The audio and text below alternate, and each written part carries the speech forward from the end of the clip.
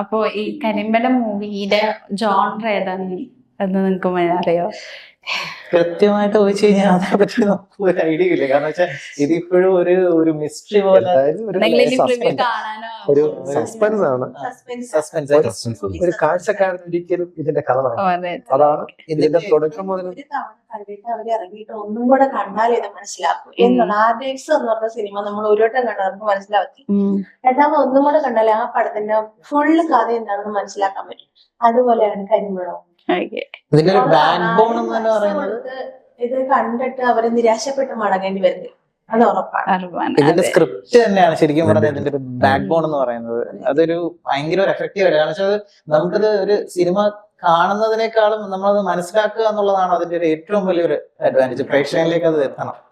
അപ്പൊ അത് എങ്ങനെയാണ് വർക്ക്ഔട്ട് ചെയ്തേക്കുന്നത് ശരിക്കും എനിക്കും ഇപ്പോഴും ഒരു പ്രേക്ഷകൻ ചിലപ്പോൾ ഇതായിരിക്കും എന്ന് പറയുന്നിടത്തുനിന്ന് കഥ വീണ്ടും പിന്നെ അവിടെ വീണ്ടും മുതൽ അവസാനം വരെയും കൂടെ ഉണ്ടായിരുന്നു, ഞാനുണ്ടായിരുന്നു. അപ്പൊ അതുകൊണ്ട് കഥ എന്താണെന്ന് നമുക്കറിയാമെങ്കിലും എന്താ പറയുന്നത്, അത് ഒരാളോട് പറഞ്ഞ് മനസ്സിലാക്കാൻ പറ്റുന്നില്ല. അത് സിനിമ കണ്ടെങ്കിൽ മാത്രമേ മനസ്സിലാവുള്ളൂ. ഇപ്പൊ നിങ്ങൾ നേരത്തെ പറഞ്ഞ ലൊക്കേഷൻ ആണെങ്കിൽ ഭയങ്കര സിമ്പിൾ ലൊക്കേഷൻ ആയിരുന്നു. എങ്ങനെ എന്തെങ്കിലും എക്സ്പീരിയൻസോ അല്ലെങ്കിൽ എടുത്ത് പറയാനുള്ള മൊമെന്റ് എന്തെങ്കിലും ഉണ്ടായിട്ടുണ്ടോ? എടുത്ത് പറയാനുള്ള മൊമെന്റ് എന്ന് പറഞ്ഞു കഴിഞ്ഞാൽ നമുക്ക് ഈ സിനിമയിൽ വർക്ക് ചെയ്യുന്ന സമയത്ത്, അതായത് സിനിമ സ്റ്റാർട്ടിങ് മുതൽ ഇതിന്റെ എൻഡ് വരെ ഒരുപാട് പ്രശ്നങ്ങൾ നേരിടേണ്ടി വന്നു. ഒരുപാട് പ്രശ്നങ്ങൾ എന്ന് വെച്ച് കഴിഞ്ഞാൽ ആക്സിഡന്റുകൾ അല്ലേ, ഒരുപാട് ആക്സിഡന്റുകൾ. സ്ക്രിപ്റ്റ് എഴുതിയ ആൾക്ക് തന്നെയാണ് ആദ്യമേ ആക്സിഡന്റ് പറ്റിയത്. എവിടെ അത് സ്ക്രിപ്റ്റിനകത്ത് എഴുതിയതുപോലെ തന്നെ, അതായത് നായകന് സംഭവിക്കുന്നത് പോലെ തന്നെ ഒറിജിനലി സംഭവിച്ചു. ആ കയ്യില് അതുപോലെ തന്നെ പുള്ളിക്കാരന്റെ ആക്സിഡന്റും സിനിമയിലുള്ള ക്യാരക്ടറായിട്ട് വളരെ സാമ്യമുണ്ട്. ഒരു സീനകത്ത് മാത്രം കണ്ടാണ് കയ്യിൽ പ്ലാസ്റ്റർ ഇല്ലാതെ അഭിനയിച്ചത്. യഥാർത്ഥത്തിൽ മെയിൻ ക്യാരക്ടർ ചെയ്തിരുന്ന ആള് അപ്പോഴേ യഥാർത്ഥത്തിൽ അദ്ദേഹത്തിന് ചെറിയ പ്രശ്നമുണ്ട്. പക്ഷെ ആ പുള്ളി ആ സിനിമയിൽ ഒരു സ്ഥലത്തും അത് പ്രകടിപ്പിച്ചിട്ടില്ല. മുഖത്ത് പോലും ആ ഒരു വേദന അങ്ങനെ കാര്യങ്ങളൊന്നും ചെയ്തിട്ടില്ല. പക്ഷെ ആ ഒരു സീനകത്ത് മാത്രമാണ് ഇതിനകത്ത് ആ സമയത്ത് തന്നെ ഇവരെ അദ്ദേഹത്തെ അടിക്കുന്നുണ്ട്, അതെല്ലാം പുള്ളി കൊള്ളുന്നുണ്ട്. നമ്മൾ പ്രത്യേകിച്ച് ഒരു കെയറൊന്നും ഇല്ലാതാണ് ഇത് ചെയ്യുന്നത്. അതായത് എല്ലാം റിയലാണ്. കുറച്ച് സമയത്ത് 2-3 ടേക്കില് ആക്ഷൻ കാണിച്ചാൽ മതി എന്ന് പറഞ്ഞു. അപ്പോഴത്തേക്ക് ശരിയാവുന്നില്ല. അപ്പൊ നിങ്ങൾ എന്നെ ഒറിജിനൽ കാണിച്ചു അടിച്ചു. അപ്പോഴത്തേക്ക് ഇവര് കാര്യമായിട്ടൊക്കെ കൊടുത്തു. അവര് വാങ്ങിക്കുന്നൊക്കെ ഭാഗമൊന്നും നോക്കില്ല, ഇവര് കാര്യമായിട്ടൊക്കെ കൊടുത്തു. അത് ഈ എന്റെ കയ്യിൽ നിന്നാണ് ഞാനൊരു ശരിക്കും റിയൽ ആയിട്ടുള്ളൊരു പട്ടിയിൽ വെച്ചിട്ട് അടിക്കുന്ന ഒരു സീനുണ്ട്. അത് പക്ഷെ 2-3 വട്ടം ഞാനത് ട്രൈ ചെയ്തിട്ടും എനിക്കത് കൃത്യമായിട്ട് ഒരു പേടി മനസ്സിലുണ്ടാവും ഫസ്റ്റ്. അപ്പം എന്റെ അനസ് എന്റെ അടുത്ത് പറഞ്ഞാൽ കുഴപ്പമില്ല, നീ എന്നെ അടിച്ചു, ധൈര്യമായിട്ട് അടിച്ചു. പക്ഷെ എന്റെ കയ്യിൽ നിന്ന് അത് പോയിട്ട് റിയൽ ആയിട്ട് അടി കൊണ്ടിട്ട് ആ അടിയില് ആള് തലചുറ്റിയോടെ വീണു. അപ്പൊ അങ്ങനെ ഒരു സിറ്റുവേഷൻ ഞാൻ തന്നെ ഭയങ്കരമായിട്ട് പേടിച്ചു പോയി. പക്ഷെ അവനത് ആ ഒരു പോസിറ്റീവ് വൈബിൽ എടുത്ത് ആ ഒരു സിനിമയുടെ ഒരു മൊമെന്റത്തിലോട്ട് വന്നപ്പോഴത്തേക്കും അത് നമ്മളെല്ലാരിലേക്കും അത് സ്പ്രെഡായി. അത് ഭയങ്കര ഒരു എഫക്റ്റീവ് ആയിട്ടുള്ള ഒരു മൊമെന്റ് ആയിരുന്നു. ഒരാള് ഓടുന്ന വഴിക്ക് അത് വീഴുന്നുണ്ട്, അത് സീനിലുണ്ട്. അത് യഥാർത്ഥത്തിൽ വീഴുന്നു, യഥാർത്ഥത്തിൽ വീഴുന്നു, തെറിച്ച് വീഴുന്നുണ്ട്.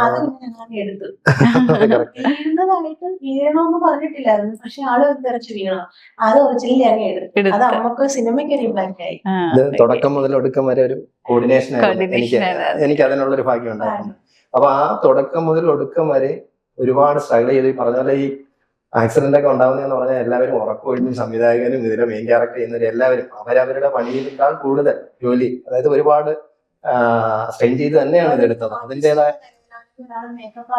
അങ്ങനല്ല, അങ്ങനെയൊന്നും ചെയ്യുന്നുണ്ട്. എല്ലാവരും അവരവരെ ചെയ്യുന്ന കഴിയുന്ന രീതിക്ക് ചെയ്തിട്ടുണ്ട്. അതായത് സെക്കൻഡ് ഹീറോയിനാണ് ഫുഡ് വാങ്ങിക്കാൻ പോകുന്നത്. എല്ലാ ലൊക്കേഷനുകളും വളരെ മനോഹരമായ ലൊക്കേഷനുകളാണ്. അമ്പനാട് എസ്റ്റേറ്റ് എല്ലാം വളരെ മനോഹരമായ ലൊക്കേഷനിലാണ് ഇത് ചിത്രീകരിച്ചിരിക്കുന്നത്. അപ്പൊ നമ്മുടെ മൂവി August 7th റിലീസ് ആകുമ്പോൾ എന്താ നമ്മുടെ പ്രേക്ഷകരോട് പറയാനുള്ളത്? പ്രേക്ഷകരോട് പറയാനുള്ളതെന്ന് വെച്ചാൽ, ഞങ്ങൾ ഇത് ആദ്യമേ തുടക്കത്തിൽ ചെറിയ പടമെന്നാണ് വിചാരിച്ചത്. പക്ഷെ ചെറിയ പടമല്ല, നിങ്ങളിത് കാണുക, നല്ല പടമാണ്. ഇതെല്ലാവരും കാണുക. കണ്ടെങ്കിൽ മാത്രമല്ല നമുക്ക് ഒരു എന്താ പറയുക, ഇനി മുമ്പോട്ട് പോകാനുള്ള ഒരു ഇതുണ്ടാവുമല്ലോ. ഉം. അപ്പൊ ഇത് കണ്ട് എല്ലാവരും വിജയിപ്പിക്കുക, അതാണ് എനിക്ക് ഏറ്റവും കൂടുതൽ ഞങ്ങൾക്ക് എല്ലാവർക്കും പറയാനുള്ളത്. സംവിധായകന്റെ ആദ്യത്തെ പടം ഒരുപാട് പുതുമുഖങ്ങൾ, പക്ഷെ അതൊന്നും നിങ്ങൾ ഈ കാണുമ്പോൾ നിങ്ങൾക്ക് അത് ഫീൽ ചെയ്യില്ല. എല്ലാവരും വിചാരിക്കും ഇതെല്ലാം പുതുമുഖങ്ങളാണല്ലോ ഇതില് എന്നല്ല. എന്നുള്ളൊരു ചിന്ത ആരും വെക്കരുത്. പുതുമുഖങ്ങളായിട്ട് വന്നിട്ടാണ് മോഹൻലാലായാലും മമ്മൂട്ടിയായാലും ആരായാലും ഇതിലിപ്പം നല്ല താരനിരയിൽ അവർ നിൽക്കുന്നത്. നമ്മളെ പോലുള്ളവരെ ഒന്ന് പ്രോത്സാഹിപ്പിച്ച് മുന്നിലോട്ട് എത്തിക്കണം എന്നാണ് എന്റെ ആഗ്രഹം, എന്റെ പ്രാർത്ഥന. ഈ പറഞ്ഞ പോലെ ഭാവിയിലെ മോഹൻലാലിനെയും മമ്മൂട്ടിയൊക്കെ വാർത്തെടുക്കാനായിട്ട് ഇപ്പോൾ ഉള്ള ഈ പ്രേക്ഷകർക്കേ പറ്റുള്ളൂ. ഞങ്ങള് പുതുമുഖങ്ങളാണെന്ന് വെച്ചിട്ട് ഞങ്ങളെ ഒരു ഇതായിട്ട് കാണാതെ ഈ പടം കണ്ട് എല്ലാവരും ഞങ്ങളെ ഹെൽപ്പ് ചെയ്യണം. മീൻസ് നമ്മളെ അഭിപ്രായം, അതെ, നല്ല അഭിപ്രായങ്ങൾ പറയാ. ചീത്തയാണെന്നുണ്ടെങ്കിൽ വിമർശനങ്ങൾ വരുമ്പോഴാണ് നമുക്കത് കുറച്ചുകൂടി അടുത്തൊരു സ്റ്റെപ്പിലേക്ക് നമ്മളത് സൂക്ഷിച്ചെടുത്ത് വെക്കുള്ളൂ. അല്ലെ? അതുപോലെ ഒന്ന് എല്ലാവരും കണ്ടു വിജയിപ്പിക്കും. തീർച്ചയായും ഇത് കണ്ടതിന് ശേഷം നിങ്ങളുടെ എല്ലാവരുടെയും അഭിപ്രായങ്ങൾ അറിയിക്കണം. ഇത് കാണാതെ ഒരു റിവ്യൂ കൊടുക്കരുത്. കണ്ടിട്ട് നിങ്ങളുടെ എന്ത് അഭിപ്രായമാണെങ്കിലും അത് ഞങ്ങളെ അറിയിക്കണം. അതിന് സന്തോഷമുണ്ട്. അപ്പൊ ഞങ്ങൾക്ക് മുന്നോട്ട് പോകാനുള്ള പ്രചോദനമായിരിക്കും അത്. അത്രയാണ്. ഈ പറഞ്ഞ പോലെ തന്നെ സിനിമ വൻ വിജയകരമായിട്ട് എന്ന് ആശംസിക്കുന്നു.